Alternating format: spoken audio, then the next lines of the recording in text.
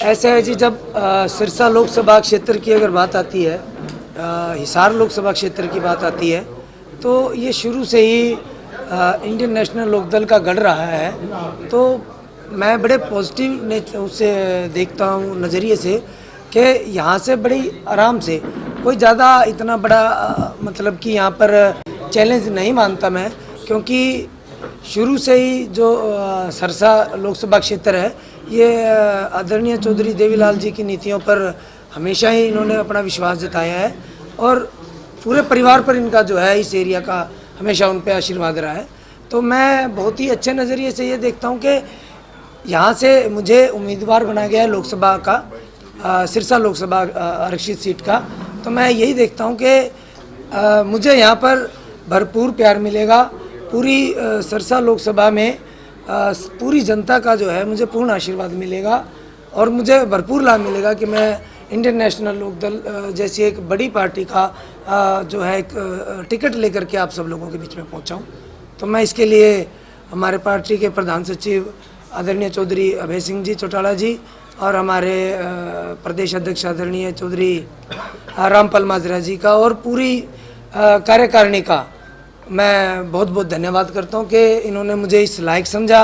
और आपके माध्यम से मैं कहना चाहता हूं कि मैं लगातार मैंने 16 साल 16.5 साल मैंने जॉब किया है। मैं 15.5 साल तक मैंने जेई की नौकरी की है गुड़गांव में। तो तब भी रहते हुए मैं बड़े सामाजिक संगठनों में जुड़ा रहा हूँ। मैं 2016 से और 18 तक मैं डिप्लोमा इंजीनियर एसोसिएशन, जो केवल हरियाणा में नहीं पूरे हिंदुस्तान में जिसकी ब्रांच है और पूरे हिंदुस्तान में जिसके वर्कर्स हैं, एक दूसरे के लिए सभी काम करते हैं, तो उस इतनी बड़ी एसोसिएशन में भी मैं 2 साल वहाँ पर पदाधिकारी गुड़गांव ज़िले का बिना अपोज किए जिला प्रधान रहा। और मैं फिर से इनेलो पार्टी का और पूरे संगठन का धन्यवाद करूँगा कि उन्होंने मेरे जैसे एक इंजीनियर को, एक कर्मचारी को मौका दिया, जबकि पिछली सरकारों ने जितने भी आज तक कर्मचारी हैं, किसी भी तरह का कर्मचारी हो, चाहे वो डॉक्टर हो, चाहे वो अतिथिदापक रहे हों, चाहे टीचर्स रहे हों, चाहे वो जेईज रहे हैं, चाहे सरपंच रहे, मतलब कुछ भी रहा है प्रदेश में, उन्होंने उन सब का जो स्वागत है ना वो लाठियों से किया है। और इसके प्रत्यक्ष और प्रमाण आप सब लोगों के पास होंगे। मीडिया ने खूब दिखाया। ओपीएस की बहुत बड़ी मांग है हरियाणा में, हरियाणा नहीं पूरे हिंदुस्तान में है। मैं भी ओपीएस का हिस्सा रहा हूँ। मैं ओपीएस को संगठन में रहते हुए मैंने बहुत सपोर्ट किया। हम चंडीगढ़ भी गए थे हम लोग जब वहाँ पर लाठीचार्ज हुआ था। तो जबकि हमारी इंडियन नेशनल लोकदल पार्टी का जो पहला एजेंडा है वो प्राणी पेंशन स्कीम बहाली भी है। जो प्राणी पेंशन है वो जैसे बुजुर्गों के लिए पेंशन है, वैसे एक व्यक्ति के लिए उसके परिवार को चलाने के लिए वो पेंशन उनका एक अधिकार है और उनकी एक आर्थिक ज़रूरत है।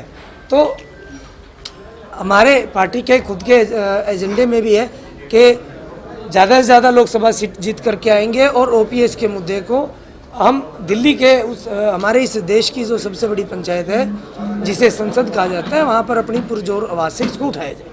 बीजेपी और कांग्रेस के कहने को ये हालांकि मजबूत बताते हैं अपने आप को, आपके सामने कितना चुनौती मानते हैं, कितना फाइट मानते हैं, आप बीजेपी फाइट दे पाएंगे? बीजेपी की कैंडिडेट तो वही बोतील है, 400 पार, कैसे मुकाबला कर पाएंगे 400 पार?